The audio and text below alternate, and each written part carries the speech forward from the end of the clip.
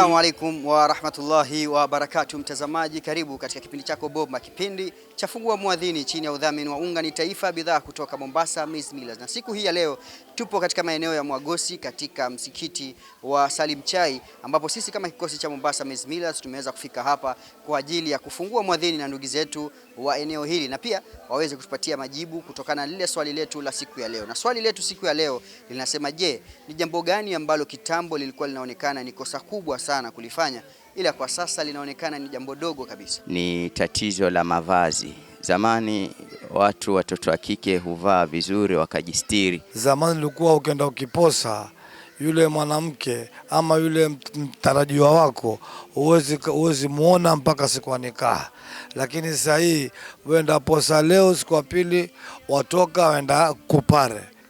Zamani ilikuwa watu wafanya riba, ukifanya ilikuwa utapatana na kesi ambayo hutoiweza kuimiliki, ila kwa sasa watu wafanya riba na wanatokemea kesi mbalimbali. Familia zikitete ilikuwa kutafutwa wazee wanakaa chini wanasuluhisha hilo jambo, lakini kwa sasa hivi tunashangaa.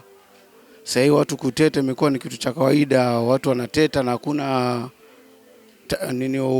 amri yote ambayo yachukuliwa jukumu lolote. Itikadi za zamani, wazazi wetu walikuwa ni kiungo muhimu sana, kiasi cha kuwa atakachosema yeye ndio kitu tunafuatilizia, kitu ambacho kwa wakati huu kimebadilika. Sasa wazazi wanachukuliwa ni wazazi, lakini hawapewi uzito kama ule uzito tulikuwa tunawapatia sisi zamani. Hayo ndio yamekuwa majibu kutoka kwa wakazi wa eneo la Mwagosi hapa katika kaunti ya Mombasa, ambao wameweza kutupatia majibu kutokana na lile swali tuliweza kuuliza siku ya leo. Kufikia sasa sina la ziada, bali kukuambia shukrani sana mtazamaji kwa kufuatilia kipindi hichi. Tupatane siku nyingine papa hapa ndani ya kipindi cha Fungua Muadhini kwa udhamini wa Unga ni Taifa, bidhaa kutoka Mombasa Maize Millers.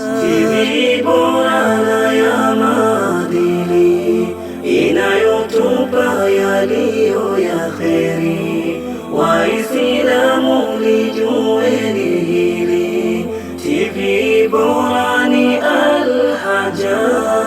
Ni TV ya thamani tunawajuza sahihi, jamani tuishikeni, ni TV ya jamii, sana tuitazameni, hakika tutafurahi, TV bora ya maadili, inayotupa yaliyo ya kheri, Waislamu lijueni hili, TV bora ni Al-Hajar. Yake ilahi manani yalokuja na nabia, to kwa hakika jueni, hayo tutawaletea, pamoja tushikaneni, hajali kuendelea. Tumshukuru jalia ilahi Mola Rabbana kuweza kutuletea TV yetu ya sunna, sasa tunajivunia kwa marefu na mapana.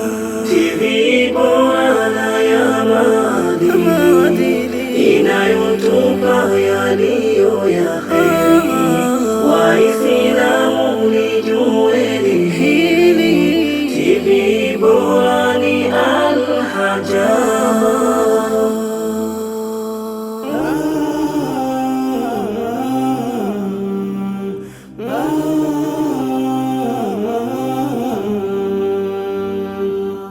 Al-Hajar TV, mwangaza kwa umma.